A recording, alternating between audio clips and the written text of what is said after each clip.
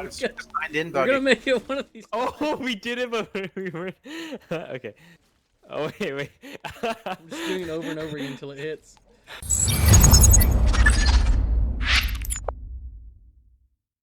Hey everyone, Tack here. Want to make a quick video about Outriders now that it's come out. There will be some mild spoilers in this video. It's been out a few days and it's been an interesting experience so far. I'm going to start off with the stuff I don't like about the game since it's come out, and then I'm going to go into the good. I know there's a lot of unhappy people with the way the servers have been, but there's some good stuff in there too. Alright, so worst of the worst, first thing, fix the damn servers. It is a constant kick or connection loss, or just straight up the game freezes because it loses connection, and it's freaking frustrating. Okay. Motherfucker. You'd think after, the past 100 or so games that have come out with online connectivity never have strong enough servers, that they just immediately have something better than a dirty toaster and an IBM computers from the 80s to run their servers. But apparently not. If you're curious about how bad the servers are, just go over to their Twitter and look at all the apologies. They ask you how you are, you just have to say that you're fine when you're not really fine, but you just can't get into it because they would never understand. Now, this next problem I haven't had happen, but people I've played with have, where your HUD just disappears. All the fixes say you can do stuff like exit the main menu, reload, restart the game.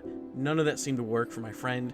He had to push the story progress backwards a bit, and he had to do it, 10 times or so, and it was super frustrating. And one time when he disconnected, he came back and his character just disappeared.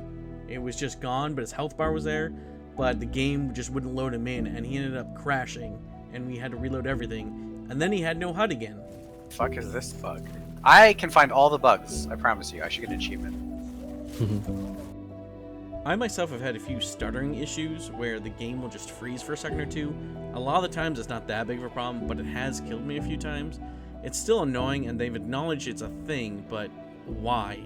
Oh my gosh. Now, this last thing isn't really a glitch or an error, but can we skip the damn intro movie and the, little screens that throws up? I hate seeing the stupid thing over and over, and I know it's only a minute, but when you have server crashes and glitches and you get kicked out of the game, I am so tired of seeing the intro. Apparently, you can edit the INI file to skip the movie, but I don't know about the other screens. Alright, now for some of the good stuff. Is the game any good? I'm really enjoying it myself. The game quickly starts to pick up when you get blue gear and start to get tier 1 mods, and then even more as you get tier 2 mods from purple gear. I'm currently level 21 and world tier 11, and each fight is a bit of a struggle against enemies who do more damage and have more health, but it's a good struggle each time. I also noticed that enemies seem to have more abilities too.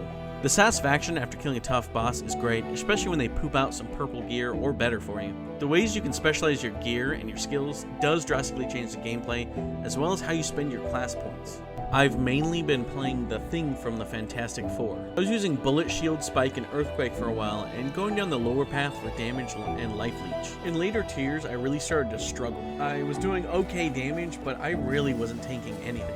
So I switched out my build, made myself tankier, and my armor went through the roof. I went from about 4,000 armor to 16,000.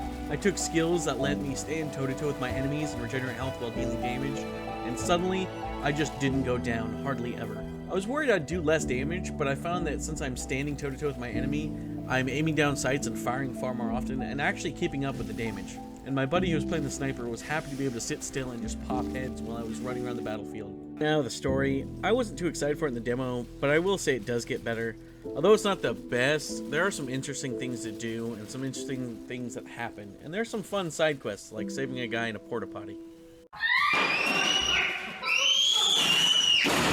The next thing I've really been enjoying is the crafting. It's great.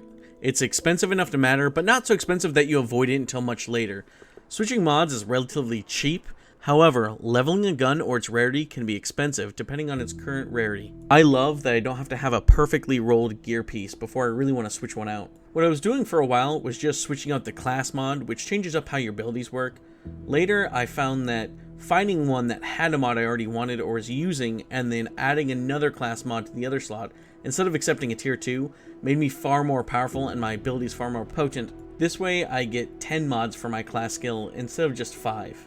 This way, instead of having 1 or maybe 2 powerful abilities, All 3 of my abilities were much more powerful, I dealt way more damage, and I healed myself far more. Interestingly, some skills always seem good even when not modded, mainly defensive one, like the Golem for the Devastator, which reduces damage by 65%, or the Trickster's Slow Trap, which slows enemies and projectiles for 10 seconds, giving you a break.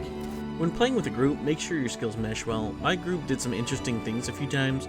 For a while I was using Bullet Shield, and I found that when my buddy used Slow Trap, I could use my bullet shield to grab the bullets in the slow trap and fling them at enemies, which meant it was easier to get a larger group of bullets. Or at least it seemed to be working at first.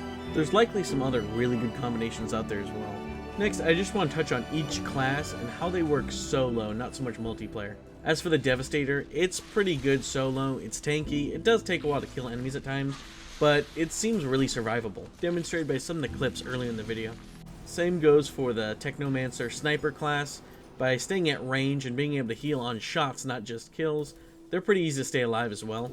However, when it comes to the Pyro, I start to have problems immediately, even early on in like demo levels. I found I had to fight bosses over and over. I think this is probably because they don't get a lot of healing to their skills in the beginning, and their skills are all DOT. They're not that long range either, so you hit your enemy with your skill and then hope that they die over time as you try to get cover as they push you. The Trickster also does start to weaken later on with all the melee skills. It just doesn't seem to hold up over time on its own.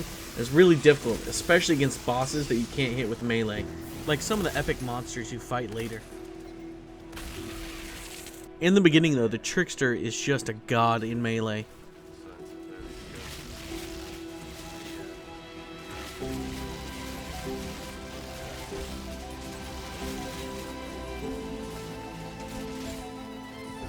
One last thing about the game is that it's actually very beautiful. There's a lot of interesting environments you fight in, and they vary quite a bit, although at times it feels like you don't stay long enough in each environment.